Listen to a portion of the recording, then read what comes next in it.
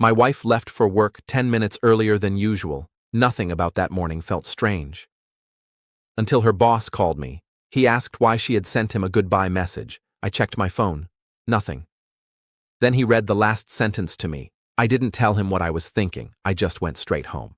Note, this narrative features fictionalized details for creative and educational purposes.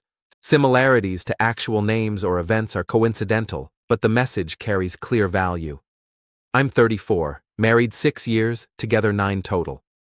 My wife and I had one of those routines so predictable you could set a clock to it. Coffee at 6:45, her out the door by 7:30, always the same 15-minute drive to the office. That Tuesday, she left at 7:20 instead, which I only noticed because I happened to glance at the clock on the microwave while rinsing my mug. I didn't think anything of it. 10 minutes early isn't a red flag, it's just a Tuesday. I went about my morning like normal, worked from home most days, answered emails, took a call with a client around 10. Then my phone rang with a number I recognized as her office's main line, and a man's voice I knew belonged to her boss, someone I'd met maybe 3 or 4 times at company holiday parties over the years, always polite, always a little too smooth in that managerial way. "Hey, sorry to bother you," he said, and I could hear real hesitation in his voice, not casual at all. "This is going to sound strange, but is everything okay at home? Did she talk to you this morning about anything?" "About what?" I asked, already feeling something tighten in my chest, that specific instinct that knows before your brain catches up that something is wrong. "She sent me a message about 20 minutes ago. Kind of a goodbye message. It didn't sound like her, and she hasn't shown up to the office, and she's not answering calls. I wanted to check with you before I did anything else in case this is nothing."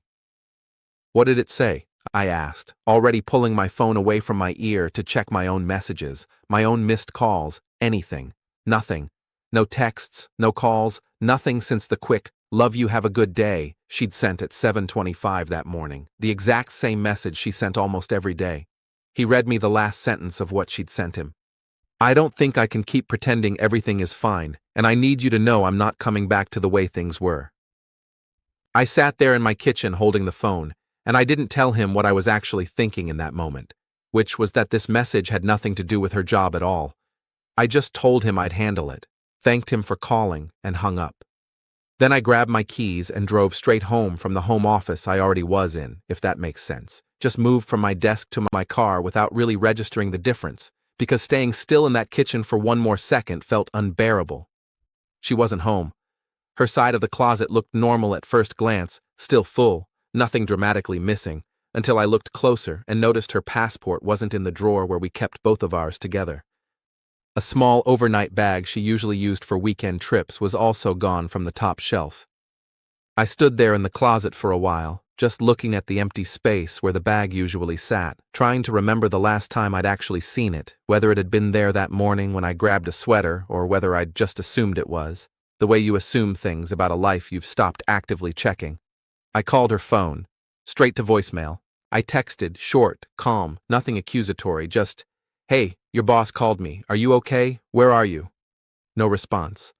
I sat there staring at the screen for a solid 5 minutes, watching the little delivered notification underneath the message, no read receipt following it, no dots appearing to suggest she was even considering a reply. I sat on the edge of our bed for a long time after that, phone in my hand, running through the last few weeks in my head, looking for anything I'd missed. She'd seemed distracted lately, more time on her phone than usual, angled slightly away from me on the couch in the evenings in a way I'd noticed without really registering it as anything more than a habit. A few late nights at work she'd explained away as a project deadline, coming home tired, quieter than usual, sometimes skipping dinner together to go straight to bed. I'd noticed, filed it away as normal busy season stress, and moved on with my own life the way you do when you trust someone completely and have no reason yet to look closer. Around noon, I called her sister, who I was close with, close enough that she picked up on the second ring. "Have you heard from her today?" I asked. "No, why? What's going on?" I explained the call from her boss, the missing passport, the unanswered texts, my voice probably shakier than I realized, because she went quiet on the other end for a beat longer than a normal pause. Something in that silence told me she knew something I didn't. "She's been talking to me a lot lately," her sister finally said carefully, like she was choosing each word before letting it out. About feeling stuck. I didn't think it meant anything like this. Stuck how? I don't want to speak for her. I think you should talk to her directly when she calls back. She's not answering, I said, sharper than I meant to. Please. If you know something, I need to know it too. Her sister eventually told me what she knew, reluctantly, clearly uncomfortable being caught in the middle of something she hadn't asked to be part of, her voice dropping lower like she was worried someone else might overhear, even though she was alone on her end of the call. My wife had been talking for months, apparently, to someone from a conference she'd attended back in the spring, a guy from a partner company we occasionally worked with through her job. Nothing physical, as far as her sister knew. But emotionally, apparently, it had gotten deep enough that my wife had started talking about starting over, about feeling like she'd been living someone else's life for the last several years, phrases her sister said she'd used more than once over recent phone calls that, at the time, had just sounded like generic midlife venting. She said she felt trapped, her sister said quietly. Not by anything you did specifically, just trapped in general. The routine, the sameness, I don't know. She wasn't specific with me either, honestly. I think even she didn't fully know what she wanted, just that she wanted something different than what she had. I hung up and sat with that for a while, feeling something colder settle into my chest than the panic from that morning. Not panic anymore. Something closer to clarity, the same specific clarity I imagine a lot of people feel in the exact moment they stop hoping for a different explanation and start preparing for the one that's actually in front of them. Around 3 p.m., I got a text, finally, from her own number. I'm okay. I just need space. I'll explain everything when I can. I stared at that message for a long time before responding, reading it over and over like the words might rearrange themselves into something that made more sense than they currently did. Space from what? Where are you? No response. I called again. Straight to voicemail, the same as before, meaning she'd either turned the phone off entirely or specifically declined the call, which felt worse somehow than not hearing from her at all. A small, deliberate rejection instead of just bad signal or a dead battery.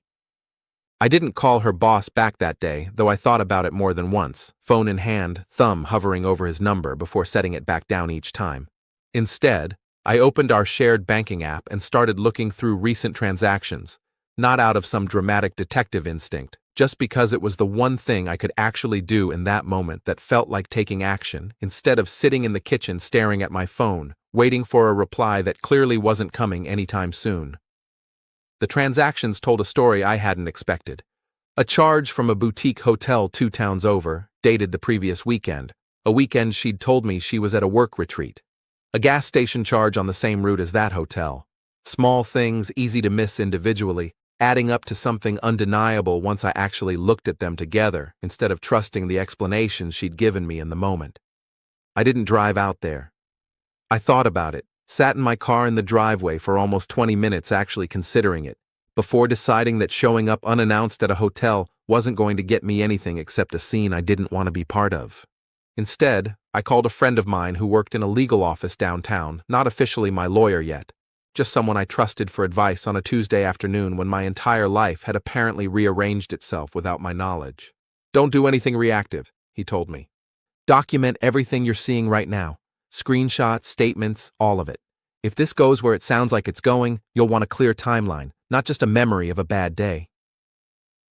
I spent the next 2 hours doing exactly that, methodically, screenshot by screenshot, statement by statement, the same kind of quiet, controlled documentation I imagine a lot of people do in the exact moment their marriage stops being a marriage and starts being a case file instead. Around 6 p.m. she came home. She walked in like she was bracing for a fight, overnight bag still in hand, eyes red like she'd been crying for hours, maybe the whole day. I was sitting at the kitchen table, the same table where I'd taken that first call from her boss, and I just watched her set the bag down by the door, watched her hesitate in the entryway like she wasn't sure whether to come further in or turn around and leave again. Where were you? I asked, keeping my voice level, the same tone I'd use asking about the weather. I needed to think, she said. I'm sorry about your boss calling you. I mean my boss calling you. I didn't think he'd actually do that. I just needed someone at work to know I was stepping away for a bit. You told him you're not coming back to the way things were, I said. That's a specific thing to say to your boss instead of your husband. She sat down slowly across from me, hands wrapped around herself like she was cold, even though the kitchen wasn't. I've been unhappy for a while. I didn't know how to say it to you directly. I thought if I had some space, I could figure out what I actually wanted before I said anything I couldn't take back. And the hotel 2 towns over last weekend? Was that space too?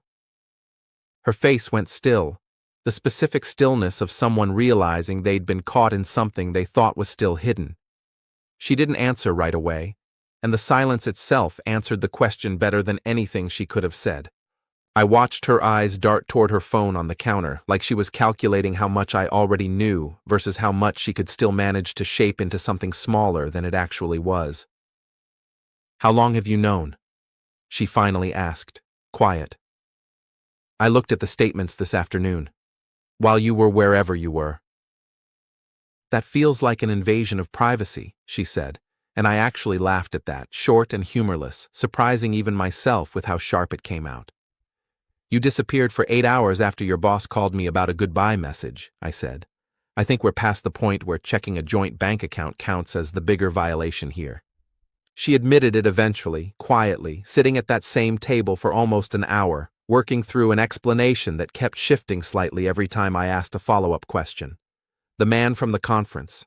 Months of messages that had turned into something more. The weekend at the hotel, which she framed as not what it sounds like, without ever quite clarifying what it actually was instead. "I wasn't going to leave without telling you," she said. "I panicked this morning. I wrote that message to him because I needed someone to know what I was feeling before I lost my nerve, and I sent it to the wrong person. I meant to figure out how to say something like that to you, and it came out sideways instead." "You sent your husband's goodbye to your boss by accident," I said, flat, not even trying to hide the disbelief in my voice. "That's what you're telling me.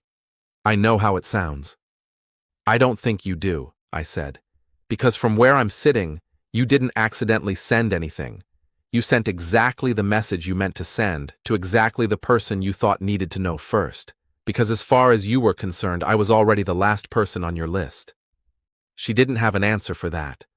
I stood up, told her I needed some time of my own, and went for a drive that lasted almost 2 hours. No destination, just roads, trying to settle the strange mix of grief and clarity that had been building in me since 10:42 that morning.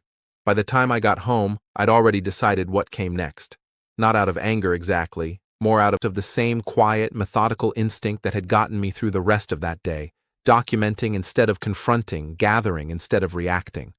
I called my friend back that night and told him I wanted to move forward with something official, not out of spite, just because I needed the ground under me to be solid again, and staying in a marriage built on a message I wasn't even supposed to see wasn't going to give me that. It's been about 5 months since that Tuesday. We're divorced now, finalized just a few weeks ago, quieter than I expected given how the whole thing started, mostly because once the initial shock wore off, neither of us had much appetite left for drawing it out into something messier than it needed to be. She moved into an apartment near her sister's place. The man from the conference, as far as I've heard through people who still talk to both of us, didn't end up being the fresh start she was apparently looking for. Whatever they had fizzled out within a couple months of her actually leaving, which I found out about secondhand and felt surprisingly little about by that point. Her sister and I still talk occasionally, mostly logistics at first, splitting up things we'd accumulated together over the years, but it's turned into something a little friendlier than I expected, given she was the one who told me the truth that first afternoon when she easily could have stayed quiet and let me keep guessing. I told her once, months later, that I appreciated her honesty, even though it clearly cost her something with her own sister to give it to me. She just said family gets complicated and left it at that, which felt like enough of an answer. Her boss and I never really talked again beyond that one call, though I did run into him once, months later, at a grocery store of all places. He looked uncomfortable seeing me, apologized again for how that morning had gone, said he'd just been worried, and didn't know what else to do with a message like that landing in his inbox out of nowhere. I told him he did the right thing calling me. I meant it. Whatever came after that call wasn't his fault, and I never once blamed him for being the one who happened to be on the receiving end of a message that should have come to me first. I think about that morning sometimes, The ordinary coffee, the 10 minutes earlier than usual, how close I came to never noticing anything unusual about that Tuesday at all if his call hadn't come through. I used to think a marriage falling apart would announce itself somehow. Some big dramatic sign you couldn't miss, a fight, a confession, something loud enough to prepare you for what was coming. Instead, it turned out to be 10 quiet minutes, a message sent to the wrong inbox, and a phone call from a man I barely knew, asking a question I never in 100 normal Tuesdays would have expected to hear. There's a version of that day where I never find out any of it, where the message actually goes to me the way she originally planned before she lost her nerve and redirected it to someone safer. I don't know what I would have done with that version. Probably something slower, something that let her control the pace and the framing a lot more than the actual version of events ever allowed her to. In a strange way, her boss's confusion that morning did me a favor, forcing everything into the open faster than she was ready for, faster than I was ready for either, but faster in a way that meant I spent less time living inside a lie I didn't know I was in. These days, life is quieter, slower in a way that took some adjusting to after years of that same predictable routine. Coffee at 6:45, out the door by 7:30, a rhythm I don't think either of us realized we'd built our entire identity around until it wasn't there anymore.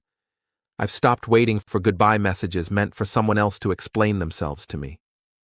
If someone has something to say about not coming back to the way things were, I've decided I'd rather hear it straight from them. Sober, in daylight, at our own kitchen table, instead of secondhand, read aloud by a stranger on the other end of a phone call I never saw coming.